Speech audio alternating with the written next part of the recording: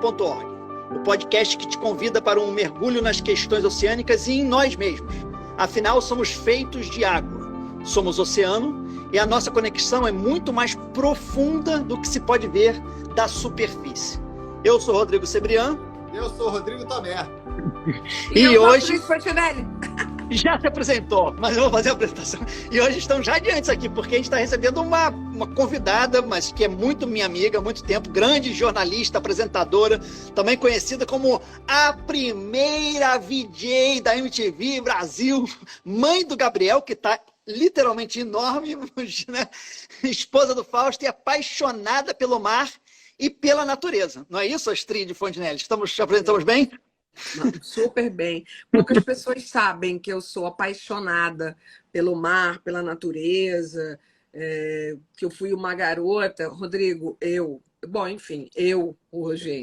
hoje eu sou uma mulher de 61 anos, de cabelos semilongos, brancos, tô bem moreninha, assim, tostadinha de praia, porque me permiti esse ano tomar um sol mesmo.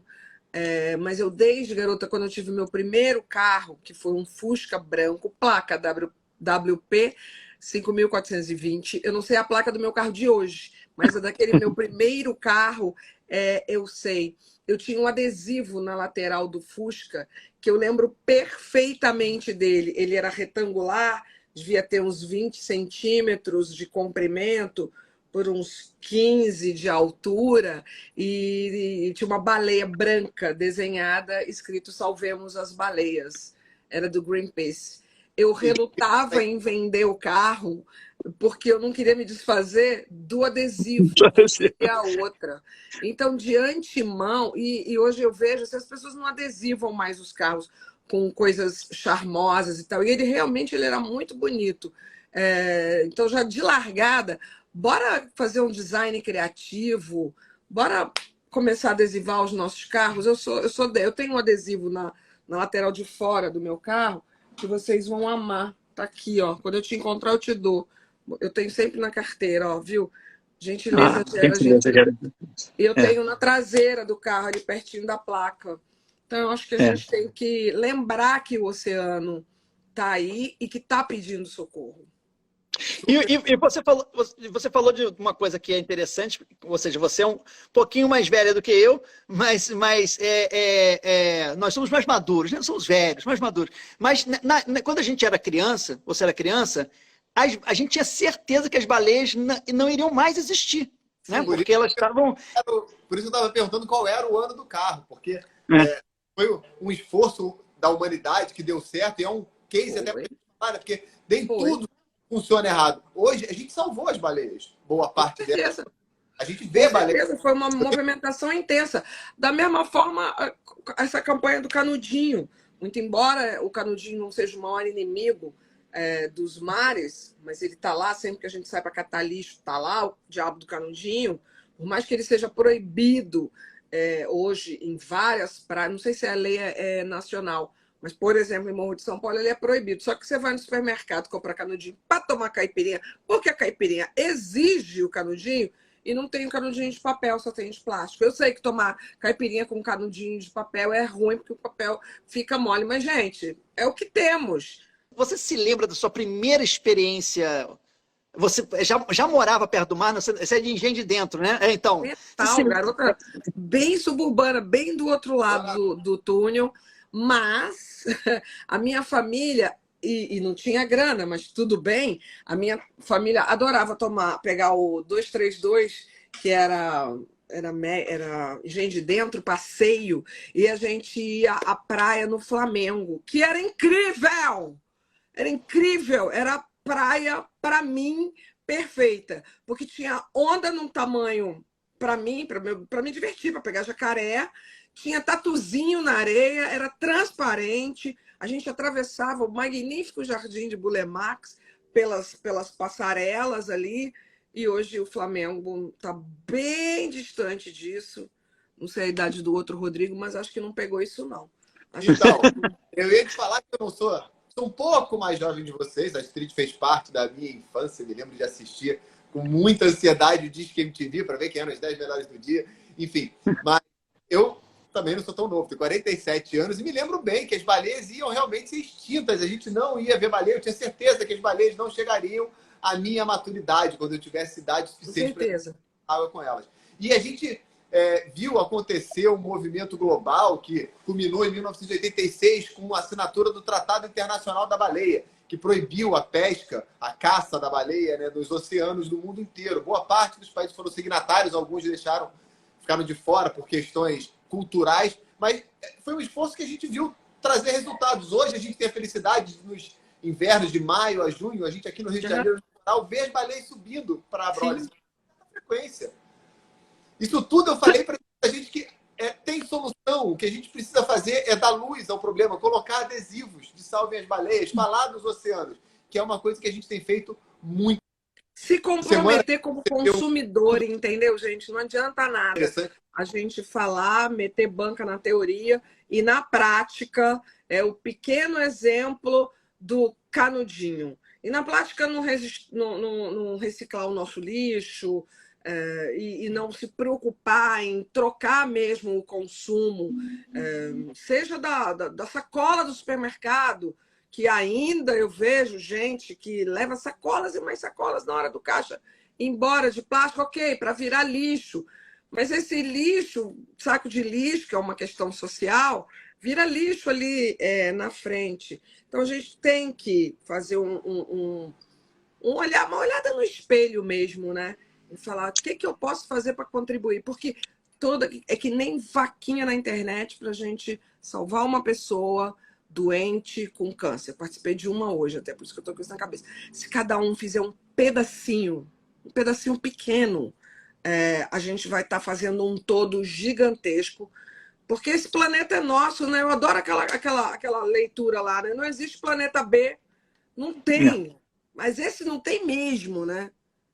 E no caso, sabe o que a gente tenta fazer muito, Astrid? E foi muito legal você trazer essa coisa do adesivo, porque já existiam momentos, tanto a história das baleias, né, o Tratado das Baleias, quanto o projeto Tamar, que é um projeto muito bem sucedido de aumentar a população, né, de mudar o foco e dar recursos para as famílias, porque também a gente tem que entender, e aí que eu quero entrar com essa história também que você falou da nossa função de cada um, né, mas também como a gente pressionar as indústrias, as leis, para também que produzam as coisas sem ter esse impacto, né? Porque é possível, né? Seja se produzir.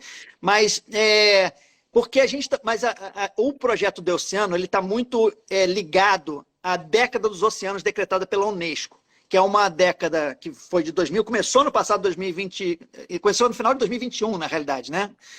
E vai até 2030, com uma série de diretrizes para mudar a relação da humanidade com os oceanos. E a principal delas é uma questão de ressignificar e de reconstruir uma cultura oceânica. É o adesivo, é a música, é a entrevista, é a reportagem, é a série de TV, o jeito de fazer roupa, né?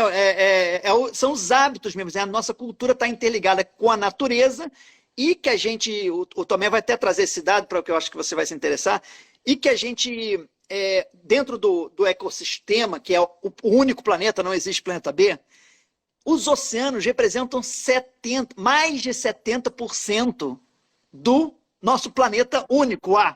Entendeu? Então,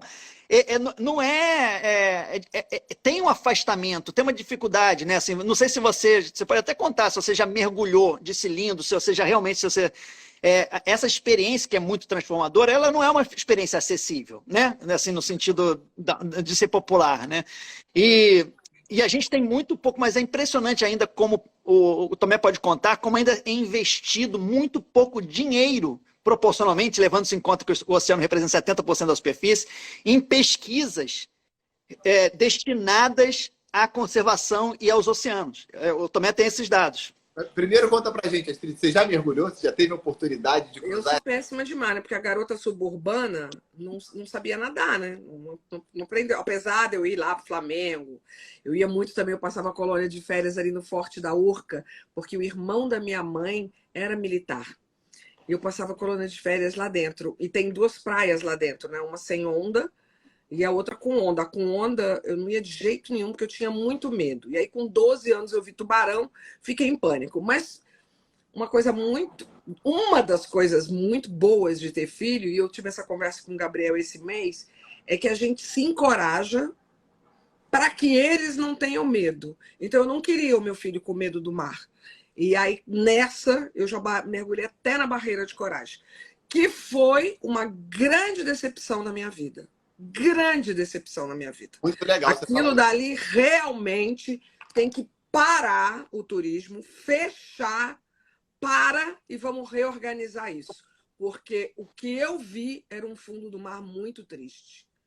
Aí é uma questão também social, tem a cidade Cairns lá, que vive desse turismo, não só ela, mas algumas outras, são cidades pequenas, né? A gente pensa que é um negócio assim, mas são cidades pequenas que vivem absolutamente desse turismo e que se para, morre. Mas é necessário que se tenha uma política pública para dar subsistência para essas pessoas durante um tempo para aquilo que é uma preciosidade da natureza, tipo top 5 da natureza, pelo que eu via em fotografia, acabou.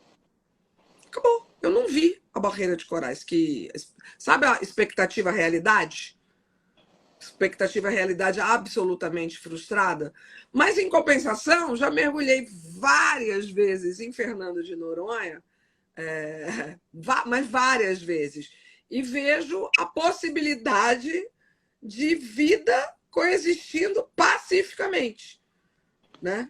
Pacificamente. Está ali o tubarão, e aí estou eu também, né? E eu acho que eles só atacam quem ataca eles ali em Noronha. Vocês são mais especialistas do que eu sou zero especialista, eu sou turista.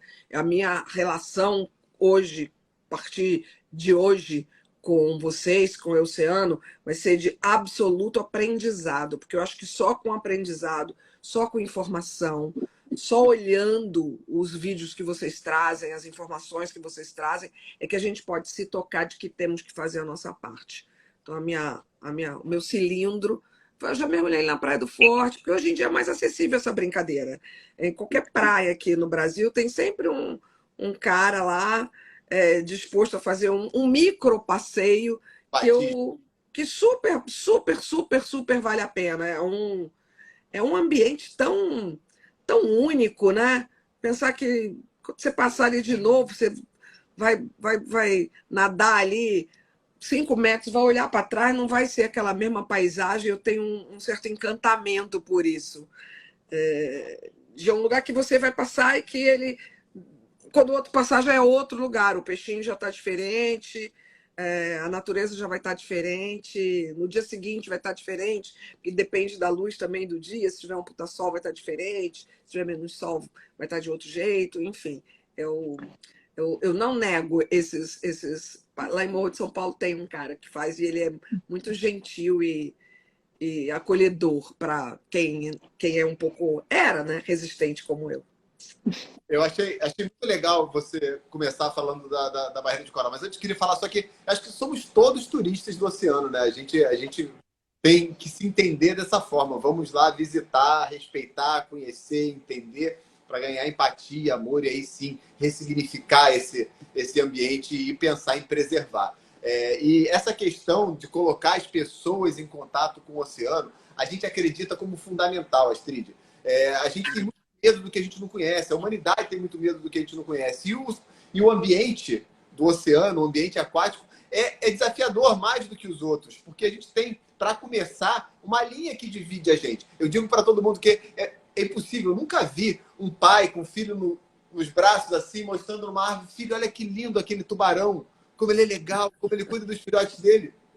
Aquele peixe palhaço, só na televisão. A gente não consegue ter esse contato próximo. A gente precisa de interfaces que façam isso acontecer. Mergulhar, ir num aquário, abrindo-se a discussão do quanto um aquário é preciso ou não, vendo filmes na televisão, enfim, criando cultura, criando relações com o oceano. E, às vezes, essas relações elas podem ser um tiro pela culatra. Eu fui na Barreira de Corais, eu já sabia que esses mergulhos próximos à cidade, eles já eram desgastados, eles eram corais que já tinham uma pressão turística muito grande mesmo. São barcos enormes, quem nunca foi lá não acredita, são barcos enormes, levam 300 pessoas ao mesmo tempo. É surreal. passando 3 horas, 4 horas de navegação para dentro da barreira, você vê essa interface mudar absurdamente. Parece um degradê de destruição, sabe? Quando a gente vai andando em direção aos lugares mais preservados. E lá você vê a barreira de coral como a gente via nas fotos. A gente foi agora, Astrid, em novembro, para o Mar Vermelho. E a gente viu muita gente dentro da água. Teve um lugar que a gente contou centenas. Eu fui para filmar Tubarão-Martelo e acabou que o que a gente viu ali mais impactante era a quantidade de mergulhadores que tem na água. Humanos. Tubarão-Martelo e mergulhador. Porque era impressionante, era assustador aqui. Mas, de alguma forma, a gente tem que achar um equilíbrio. Porque, vou entrar num assunto, eu ontem, vendo o seu Instagram, vi uma postagem que você colocou a respeito daquela foto, ainda estou pensando em como nomeá-la, do Lula com aquele vidro. Não era uma foto montagem. Aquela montagem. E você falou da semiótica. Eu sou publicitário, conheço o mesmo assunto e luto com isso há algum tempo. Tanto que quando você falou aquilo, eu falei, meu Deus, a gente tem que falar sobre isso amanhã. Você já parou para pensar na semiótica que a gente criou, em como a gente significou os signos marinhos? A gente criou Jaws, e o cara que criou Jaws, o Tubarão, há um mês atrás, veio a público dizer que ele estava arrependido de ter criado aquele filme porque ele, de alguma forma, incentivou a destruição de algumas espécies. A gente criou a baleia assassina. Se você olhar os mapas de navegação de 1500, na época dos descobrimentos, você vai ver que tem pedaços de terra e no meio, onde tem o mar, os desenhos dos signos que a gente coloca ali são de monstros, de serpentes, A gente criou signos, a gente criou uma imagem do mar, a gente significou o mar como a casa dos mistérios e dos medos. A gente precisa mudar isso, criar adesivos de Salvem as Baleias, criar símbolos onde a gente se conecte com isso da maneira correta, criar experiências onde as pessoas possam se conectar com o mar, com o oceano e as suas espécies, sem criar um impacto que seja maior o malefício do que o benefício. E é esse o trabalho que a gente está buscando em pessoas como você, que está disposta a vir aqui, bater um papo com a gente, conversar sobre o oceano, com esse movimento de criar janelas para trazer o pai com o filho nos braços, que ele não possa ver ao vivo, que ele possa olhar na televisão experiências que sejam inspiradoras de pessoas que conseguem viver. E não há quem não resista, né? Acho que todo mundo que pode, que tem a possibilidade, a gente tem uma costa muito grande e o mar a praia é a coisa mais democrática do planeta, né?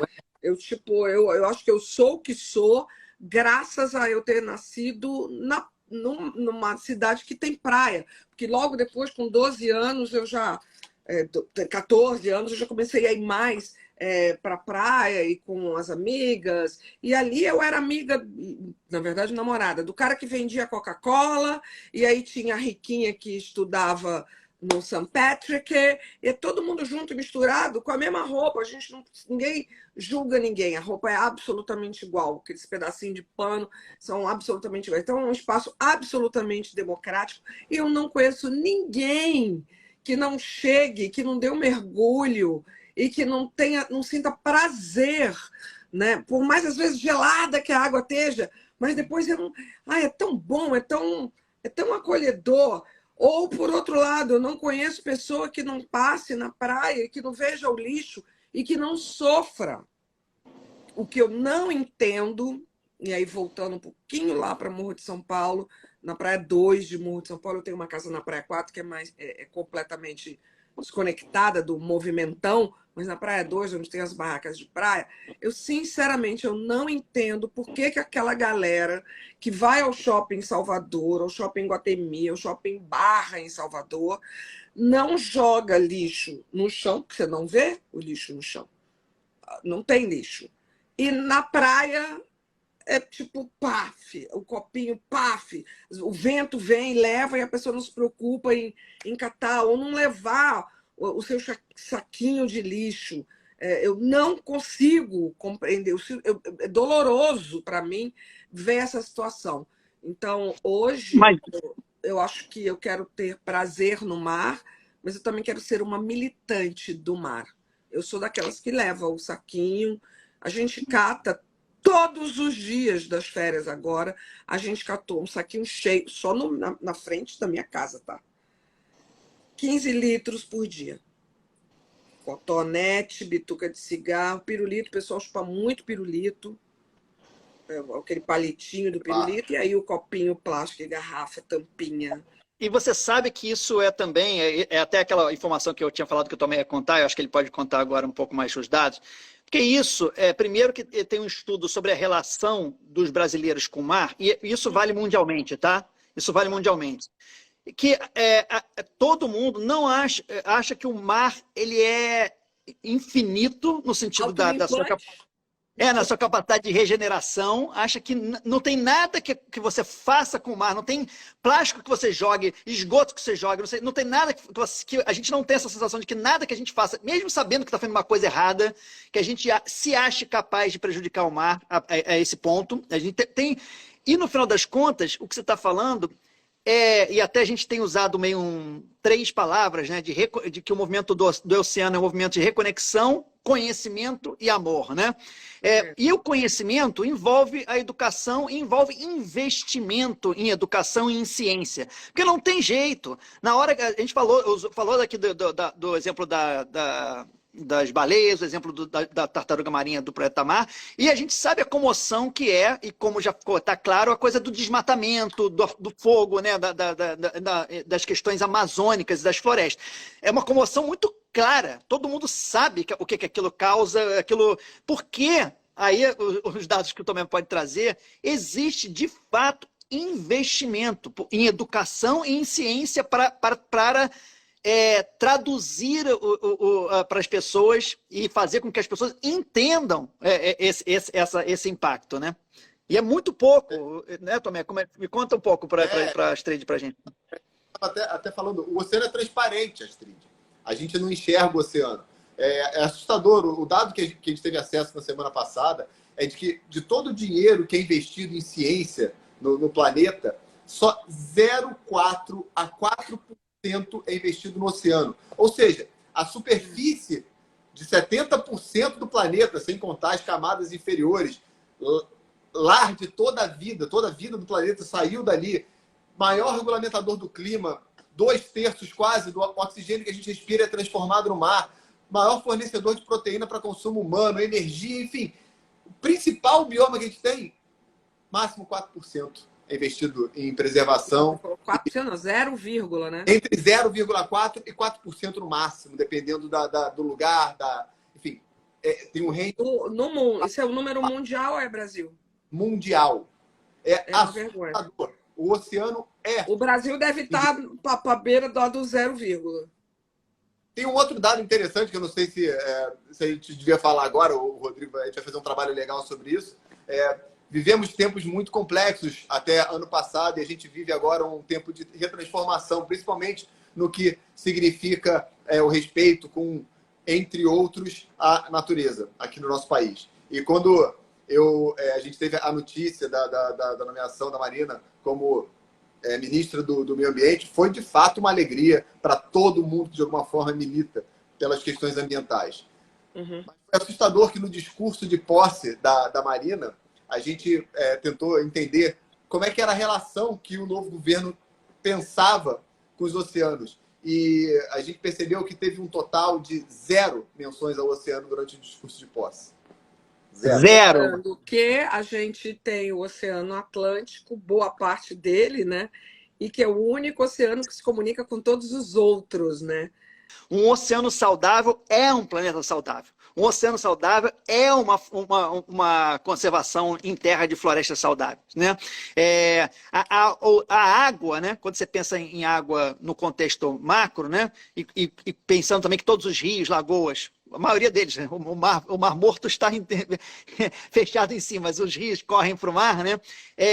A gente sabe que todas as expedições espaciais e desses 0,4 a 4% que é investido em ciência, em pesquisa no mundo para os oceanos, é investido muito mais para a pesquisa do espacial, né, de outros planetas. Para procurar água lá. Para procurar água, exatamente, para procurar água. Vamos água!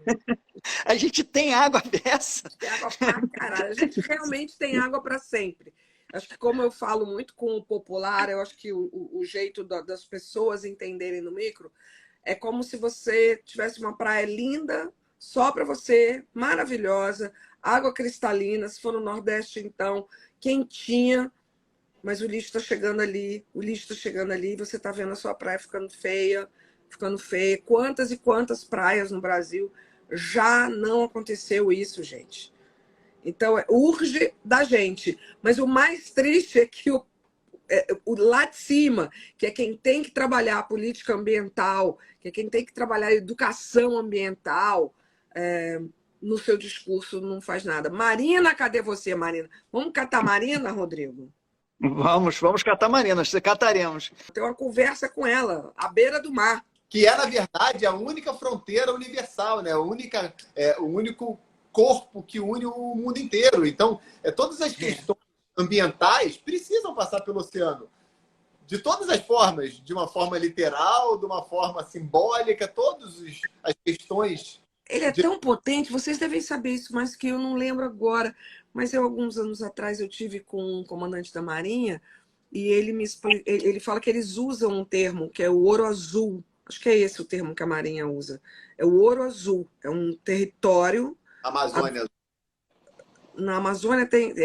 mas o nosso oceano, eles têm um nome, que eles tratam como... A Marinha trata como uma coisa, uma pedra preciosa, o mar... E é o que é. Sim. Mas a gente precisa se comunicar com essa galera, saber o que eles estão fazendo, o que a gente está fazendo, para que a gente salve esse planeta água também. A gente é terracentrista, né? A gente chama o planeta Terra um planeta que, né, quando Yuri Gagarin foi o primeiro homem, né, a ser humano a ir para o espaço e olhar a Terra, ele falou, a Terra é azul, né? Azul, né? A gente pode fazer esse adesivo, ó, salvemos o planeta água. Todas as vezes que eu ia falar com a Astrid, ela estava de férias, eu falava, Astrid, aí tá de volta, ela mostrava, estou aqui no meu oceano, aí mostrava a foto do mar, e assim, conta um pouco o que significa esse lugar, essas casas, essa sua relação com a Casa de Morro de São Paulo, especificamente, e essa relação com o mar. Eu, apesar de ter sido uma menina nascida na zona norte do Rio de Janeiro, sem mar à vista, eu descobri as praias muito cedo. E tive, graças a Deus, a oportunidade de ir ampliando esse meu contato com as praias, com o mar. Eu me sinto muito bem, Rodrigos e todo mundo. Eu me sinto muito bem sentada na beira-mar. Eu posso ficar sozinha, eu posso ficar olhando o mar, com onda, sem onda, de qualquer forma. Eu acho que a minha meditação é ali, é o melhor lugar para fazer a minha meditação é ali. Eu acredito piamente que um banho de mar é curativo. Então, cientificamente é. Não, sim. Água sal. Quando a gente tá pé inchado em casa, não bota o pé na bacia com sal? O mar, a gente põe o corpo inteiro no sal, né? Sem contar que também é bênção, eu também acredito nisso, né? Então eu nunca pensei, que sou uma carioca que se adaptou muito bem a São Paulo. Eu sou o oposto do Luciano Huck, né? O paulistésimo que se adaptou muito bem ao Rio de Janeiro. Eu sou uma carioca que me adaptei muito bem a São Paulo, mas eu nunca pensei em ter uma casa na praia. Mas a pandemia me trouxe essa oportunidade. Então eu descobri o poder meu, que eu não sabia que eu tinha, de construir um negócio do zero num lugar que eu considero paradisíaco, que é uma ilha. Aliás, é o único município de ilhas do Brasil. Ele é um complexo de ilhas. O município chama Cairu. Ele é um complexo de 30 e tantas ilhas, só 8, 9 habitadas. Um monte de ilhazinha ali. E aí, o que veio com isso foi a minha observação com relação à doença do mar. Eu já tinha começado aquela coisa, a gente sabe, mas mergulhar no assunto é uma novidade para mim. Então eu comecei nisso, a constatar que, cacete, olha esse lixo que está vindo com a maré, de onde está vindo esse lixo? Mas não é só a maré que traz, é o ser humano que traz. E aí eu me coliguei com uma galera lá que faz reciclagem de lixo, porque toda ilha é obrigada a ter uma APA, uma lei que proíbe que o lixo fique na ilha, mas é um custo muito alto fazer essa tirada de ilha. Mas agora lá Morro de São Paulo já está fazendo, mas mesmo assim tem que contar com projetos como o que existe lá, que é um Mão no Lixo de 2 garotos que estão trabalhando com a conscientização da população e coleta e reciclagem de lixo. Então, Morro é o meu paraíso de paz, mas foi aonde eu tive a certeza absoluta de que entre tantas causas que eu abraço, essa daí tem que se tornar prioridade. Porque com vocês eu tenho aprendido, né? Isso. Tipo, é como se vocês jogassem na cara uma coisa que a gente sabe, mas não constata ou não acredita porque não vê, porque não tivemos a oportunidade que Yuri Gagarin teve de ver lá de cima, né? A gente não acredita na fotografia, quase como se eu fosse a minha avó não acreditando que o homem fosse a Lua, né? Eu preciso estar na Lua para acreditar nisso? Não, né? Mas graças a trabalhos como o de vocês, eu constatei que somos um planeta água. Somos um planeta água, somos água, né? O homem investe milhões para descobrir outro planeta que tem água também. A gente tem, e na minha opinião, eu posso estar exagerada, está doente, tem cura, não é terminal. Alguns lugares está bem doente, mas a gente tem que ter urgência nessa pauta. Sabe o que foi curioso de você falando? É que você falou sobre a sua conexão com o mar e também com a religiosidade envolvida principalmente no candomblé, né? Ou seja, que tem essa ligação com a natureza. Mas e outro dia eu vi uma coisa que eu achei curioso e também tem essa ideia de que a gente não acredita ter que ir para o espaço, acredita que foi a Lua, como se a gente precisasse ver para acreditar numa coisa. E a gente tem uma capacidade humana de acreditar, por exemplo, em Deus. Que ninguém nunca encontrou, né? Ninguém nunca viu Deus, né? Você anda me fazendo essas perguntas, Rodrigo. Então, e a gente acredita. E aí outro dia eu vi a origem da palavra religião, né? Que também, quando você olha também as religiões, todas as religiões têm ligações estreitas com a natureza. As religiões, na realidade, até foram inventadas depois que nós seres humanos, nos deixamos de ser nômades e passamos... outras menos. Umas mais tranquilas, mas originalmente todas. E a palavra religião vem do religare, que é religação, reconexão. E aí, quando eu penso nisso, de que as religiões acabaram, hoje em dia, tendo a função absolutamente oposta, né? Assim, foi deturpada para nos afastar, quando na realidade a religião, a palavra religião é uma religião de religação. E a maior religião de todas, ou pelo menos o sagrado, a gente falou outro dia que conversou com o Dudu Azevedo, depois com o Cleito Conservando, e a gente conversando com você, são os nossos primeiros convidados, e com a Aline também, sempre chega nesse lugar de que a gente percebe o quanto o sagrado está na natureza, né? Vou começar a falar a palavra BBB para ver se o algoritmo distribui a gente mais um pouco para outros lados. Eu vendo o BBB essa semana, o BBB 23, que estreou na Globo essa semana, tem um cara lá dentro do BBB que ele teve uma crise de ansiedade. Do nada. Teve uma crise de ansiedade. E aí eu queria até falar sobre ansiedade, fazer uma live. Estou meio que pensando o que eu vou fazer esse ano, se pego carona nessas pautas do BBB, se existe pauta que a gente consiga trabalhar e trazer para cá. E tudo que eu li rapidamente, olha como funciona o algoritmo, fica chegando, é muito doido. Tudo o que eu vi no BBB sobre ansiedade e que eu fui pesquisar por causa do BBB sobre ansiedade, falava em a gente ter tempo para a gente. Porque só quando a gente ter tempo para a gente, eu vou contar uma coisa horrorosa para vocês. A gente, na virada do ano, a gente resolveu fazer uma fogueira. Os caras lá, os caiçara lá, que têm a manha de fazer fogueira na praia, eu acho espetacular. No dia seguinte a gente pega o lixo e leva embora, e é tudo orgânico e vai se acabar mesmo ali na natureza. Aí o cara fez uma fogueira grande demais. E ela chamuscou, literalmente, uma amendoeira, mas muito. Falei, cacete, que merda, parará, parará. Amor, em uma semana, a bichinha caíram aquelas folhas, em uma semana os brotinhos estavam vindo. E eu falei, não tem nada mais forte do que a mãe natureza. Olha como ela é forte. A gente não fez absolutamente nada. Aliás, quem fez foi outra força da natureza, que foi a chuva. Lá anda chovendo todo dia de manhã.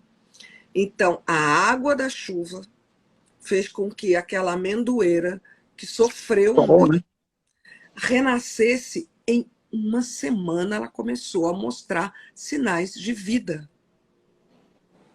E a gente está falando tudo de água, né? De oceano, de água, da importância da gente cuidar do oceano, mas a gente também está falando do prazer que a gente tem quando dá um mergulho. A gente precisa parar para observar a primeira natureza, que somos nós.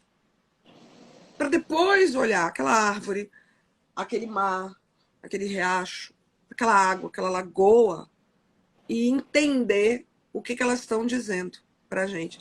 Gostaram da brincadeira do algoritmo? Foi sensacional, não foi? BBB, vamos falar BBB. BBB.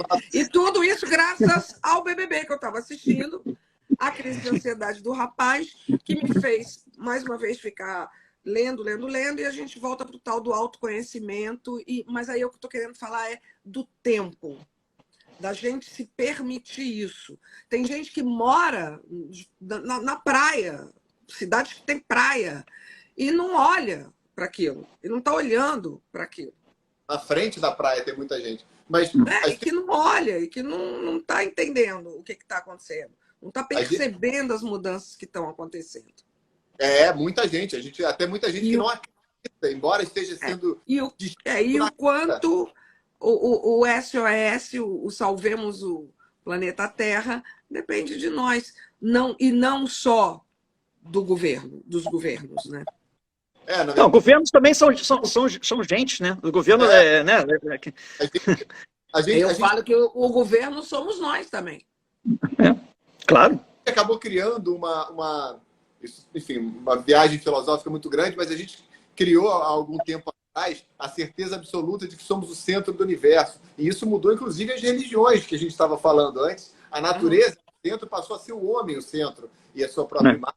Todas as questões que a gente discutiu há pouco tempo atrás. E quando a gente fez isso, a gente se afastou e se colocou distante da natureza. Passou a pensar como duas entidades diferentes, a natureza e a humanidade. Enquanto não existe essa distância, não existe esse distanciamento, nós somos a natureza, e a natureza ela tem a capacidade de se equilibrar dentro desse bioma que a gente vive, que é uma bola fechada. E ela vai se equilibrar, independente da nossa vontade. Eu digo para todo mundo que a gente se tornou tão egoísta, tão egocêntrico, do ponto de achar que o humano é o centro de tudo, que a gente acha que a gente tem a capacidade de destruir o oceano, de destruir o planeta. A gente não tem.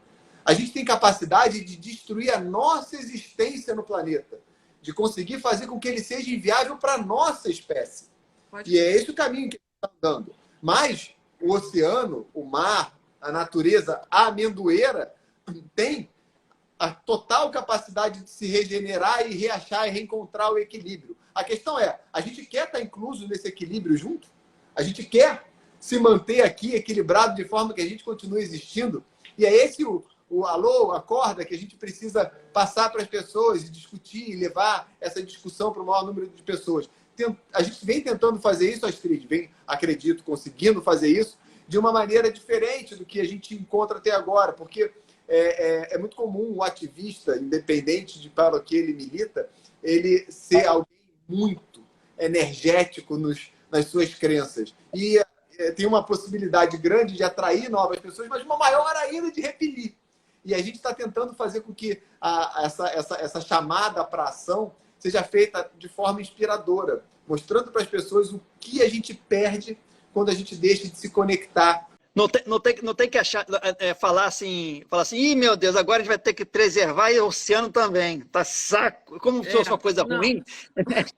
Mas entre nós aqui que estamos conectados, tanta gente falando sobre a educação, sobre a importância realmente de admirar, de respeitar. Então, acho que vocês estão fazendo um belíssimo trabalho. Estamos apenas no início dele e eu tô nessa. Me convoquem, viu? Reforçar para quem está assistindo, para quem está escutando, para acompanhar as nossas redes, principalmente as nossas redes sociais, porque é fundamental. Movimentos hoje em dia sociais, né? Vocês precisam das redes sociais, do acompanhamento, de críticas, de comentários, de ideias, de quem você gostaria de ouvir, a gente conversar e chamar para trazer uma nova visão sobre esse assunto. Então é fundamental seguir a nossa rede. TikTok também, Rodrigo? Acabei de fazer ontem o TikTok. Tem que fazer, cara. Sabe, isso. O Gabriel, que eu já falei, meu filho de 14 anos, ele se informa demais no TikTok. E não por acaso, os 2 últimos vídeos de vocês são super TikToks. Fiz até gay, se implicando. Exatamente. Se elas estavam se implicando ou se ele estava chamando ela um sexo selvagem, um sexo animal, assim. Mas, ao mesmo tempo, é onde pode passar essas informações, porque eu acho que eu me impacto muito com números. Na hora que eu vejo, aparece lá 21 milhões de toneladas de microplástico no mundo, no mar, no Oceano Atlântico, eu fico, pelo amor de Deus! Então, sabe quantos tubarões são mortos anualmente, Astrid? Você que gosta de números? Mais de 100 milhões de tubarões. Eu vi comentário Seaspiracy, fiquei um tempo sem comer atum. Fui na latinha do atum, fiquei puta com a latinha do atum, nunca mais vou comprar uma latinha de atum. E o atum da latinha de atum não é nem um atum. Não é nem um atum. É que nem canicama. O que é aquilo? Alguém pode me dizer? O cani é uma salsicha do mar, né? É uma salsicha do mar. Uma coisa aqui do vídeo que eu postei, que eu achei muito divertido, tem a ver com aquele negócio dos mapas que o Tomé estava contando, que são os 2 pintos de baleias, que são os maiores. Na verdade, né? São os maiores do planeta Terra. São monstruosos. E aí um cientista percebeu que o formato, a cor, o jeito que são os pintos das baleias, e aquele movimento que foi captado por um drone, é comum quando as baleias estão na época da reprodução, as baleias ficarem muito excitadas, as baleias machos, e ficarem várias baleias machos meio se roçando também. E que esses monstruosos pintos de baleia, eles parecem muito, um cientista estudou com a representação de vários monstros oceânicos narrados por marinheiros e colocados em cartas náuticas, né, das épocas das navegações. Então pode ser que eles viam grandes, monstruosos pintos de baleia e se assustavam com aquilo. Tudo fazendo farra enquanto a baleia fêmea não aparece. Que animal marinho? Se você fosse um animal marinho, Astrid, Fontenelle, qual você seria e por quê? Boa pergunta. Eu seria uma estrela do mar. Essa eu gostei. Mas por quê?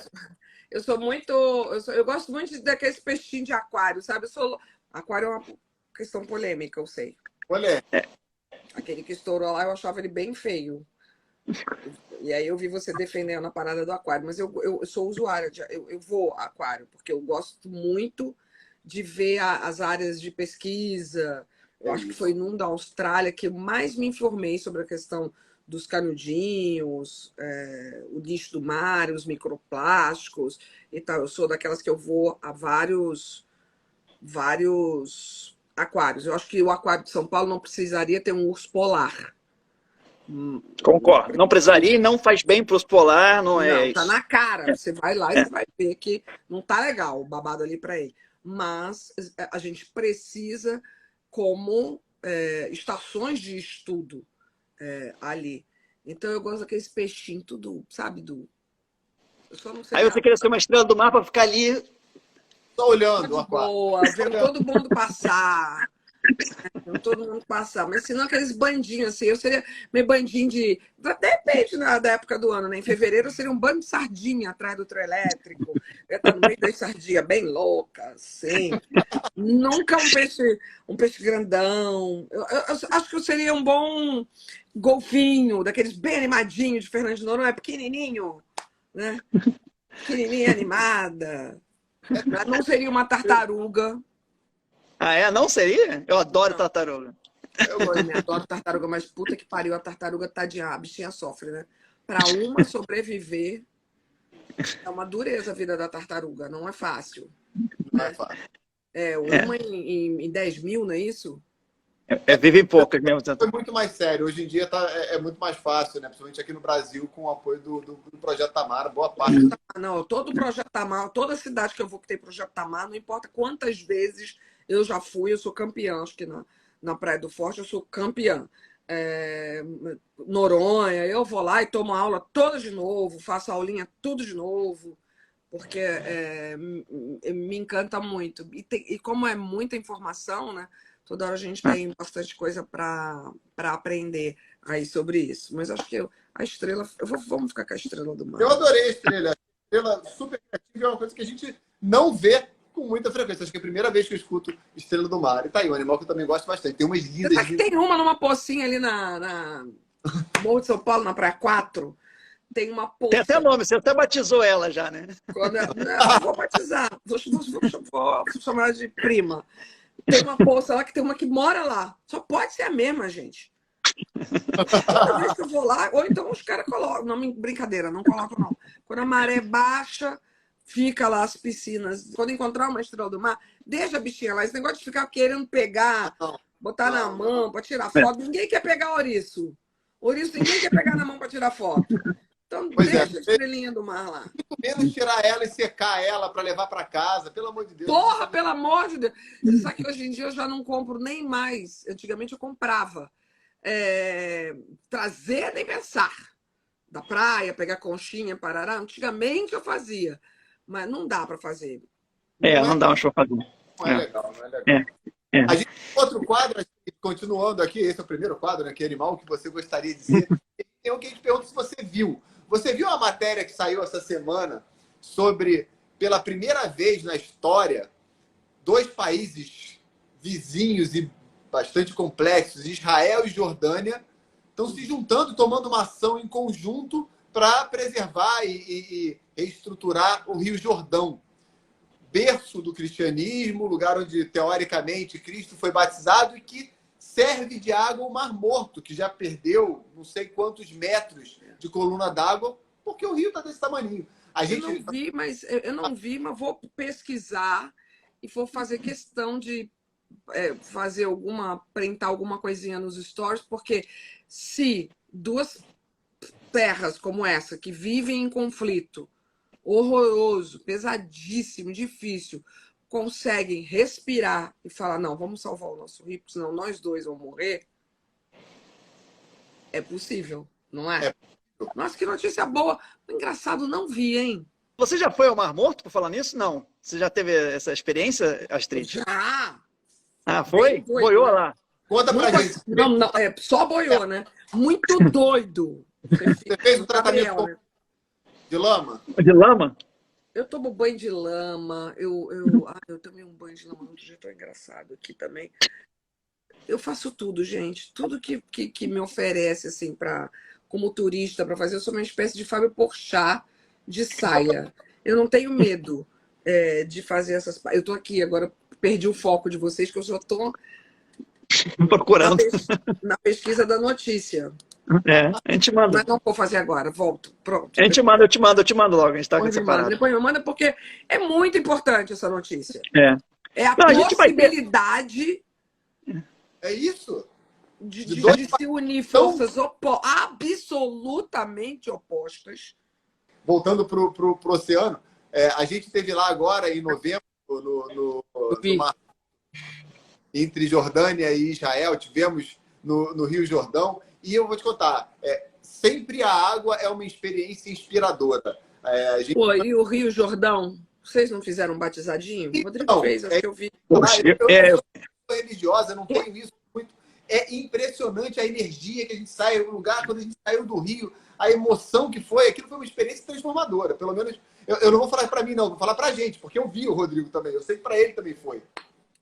Não, e você vê a energia que tem ali. E é isso, e é ligada à água, é ligada aos símbolos da natureza. É isso que importa, né? Quando a gente nasce na água. A gente é gerado, gestado, no nosso oceano particular, eu chamo, né? O que a gente pode ver, se eu, que sou uma pessoa aprendiz desse tema, tal, o que vocês sugerem pra gente, para eu ver, eu e todo mundo que tá afim de conhecer mais o oceano? Eu tenho várias questões.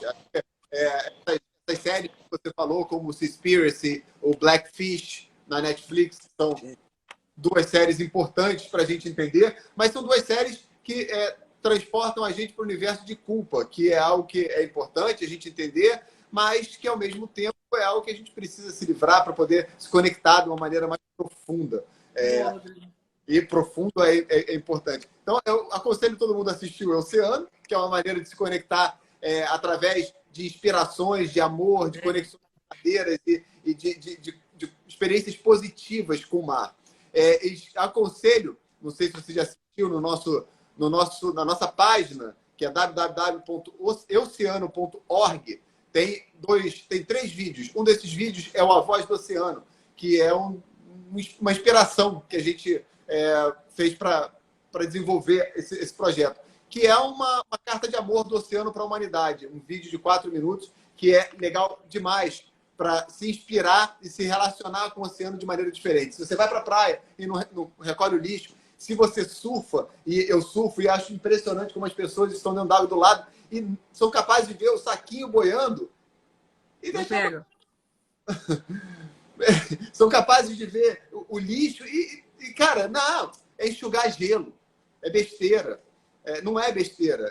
Um saquinho faz diferença, uma biga de cigarro faz diferença e a atitude, a maneira com que você se relaciona muda e você inspira outras pessoas. Então, qualquer produto audiovisual que inspire as pessoas a se conectar com o oceano, super indico. Voltando, Oceano, assistam, compartilhem, dividam. Vou botar o link agora nos meus stories. A Voz do Oceano, super indico. E, como você disse, muito legais, Seaspiracy, Blackfish e, claro, o Professor Paul.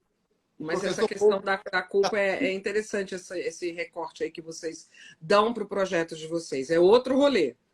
É importante ver o Seaspiracy, o Blackfish. Blackfish eu não vi. É importante parar de comer o atum em lata.